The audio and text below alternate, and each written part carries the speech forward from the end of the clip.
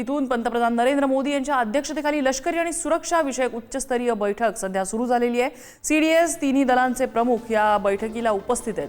पहलगाम हल्ल्यानंतर घडामोडींना मोठा वेग आलेला आहे। सुरक्षा सल्लागार अजित डोवाल तसंच संरक्षण मंत्री राजनाथ सिंह यांच्या उपस्थितीमध्ये सुद्धा या बैठकीमध्ये चर्चा होतीये। ब्रिगेडियर हेमंत महाजन निवृत्त लष्करी अधिकारी आपल्या सोबत आहेत। ब्रिगेडियर महाजन, या बैठका अशा पद्धतीने घेतल्या जात आहेत, अजेंडा काय असू शकतो आणि नजीकच्या काळात काय मोठा निर्णय आपल्याला पाहायला मिळू शकतो, काय अपेक्षा आहे? असं आहे की आता या दहशतवादी हल्ल्याला मला वाटतं आजचा 7वा दिवस आहे। तर जनरली ही जी हायएस्ट लेवल जिथे मीटिंग होते आहे याच्यामध्ये सगळे महत्त्वाचे अधिकारी तिथे आहेत।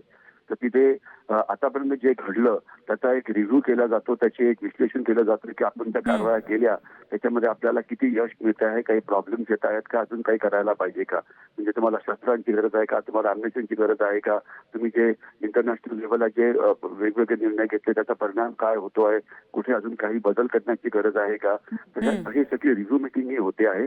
आणि जे बदल करण्याची गरज त्या नवीन ऑर्डर्स पास करायच्या असतात त्या सगळ्या ऑर्डर्स या अशा प्रकारच्या मीटिंग मध्ये दिल्या जातात, कारण ही हायएस्ट लेवलची मीटिंग आहे। परंतु ज्या मिलिटरी ऍक्शन आहे, कुठली नेमकी मिलिटरी ऍक्शन करायची तर ती डीजीएम म्हणजे डायरेक्टर जनरल मिलिटरी ऑपरेशनचं जे ऑपरेशनल रूम असतं तिथे याच्यावरती सगळी कारवाई केली जाते। तर ते ऑपरेशनल लेवलला आहे। कुठली पण मिलिटरी ऍक्शन मध्ये आर्मीची असो, एअरफोर्सची असो, नेव्हीची असो, कोणाची असली कंबाईन असो तर त्याचा निर्णय तो तिथे घेतला जातो।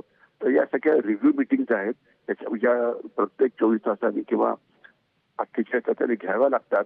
त्याच्यामुळे आपण घेतलेली पावलं इफेक्टिव्ह आहेत की नाही, पाकिस्तानची आर्थिक परिस्थिती अजून बिघडते आहे की नाही, पाकिस्तानवरती मिलिटरी दबाव पडतो आहे की नाही, हे सगळं रिव्ह्यू केलं जातं। आणि जर काही करेक्शन करायचं असेल तर ते आपण करेक्शन करू शकतो आणि नवीन पावलंही उचलू शकतो। कुठला मोठा ऑपरेशनल निर्णय सर या बैठकीमध्ये घेतला जाऊ शकतो? मोठा निर्णय म्हणजे काय, आता असं आहे की निर्णय आपण घेतलेलाच आहे की आपल्याला पाकिस्तानला लढा शिकवायचा आहे आणि त्याच्याकरता जे प्लॅन्स असतात ते प्लॅन्स तर सैन्याकडे पहिलेच तयार असतात की कुठे हल्ला करायचा, केव्हा हल्ला करायचा, किती ताकदीने करायचा, कुठलं सैनिक करतील, कुठल्या स्थळावरती गेला जाईल। तर हे सगळं म्हणजे प्लॅन्स पहिलेच तयार आहे। आता जो निर्णय म्हणजे जो घेऊ शकला जातो तो एवढाच आहे की कुठल्या तारखेला आपण आपला हल्ला करायचा एवढंच फक्त ते ठरवावं लागेल। तर ते एक पाऊल त्याच्याकरता फक्त लक्षात विश्लेषण हे केलं जाईल की पाकिस्तानचा आर्थिक परिस्थिती अजून खराब होते की नाही, त्यांची जी सैन्य दलं आहेत की जी वेगवेगळ्या प्रकारच्या कारवाया करतात, पेट्रोलिंग करतायत, हे करतायत, तर ते थकले आहेत की नाही, आणि ज्यावेळेला ते थकतील, ज्यावेळेस त्यांची आर्थिक परिस्थिती अजून बिघडेल त्यावेळेला हल्ल्याचा निर्णय घेतला जाईल। म्हणजे आता काही नवीन हल्ल्याची प्लॅन बनवायची गरज नाहीये, फक्त वेळ केव्हा करायचा हा निर्णय आहे।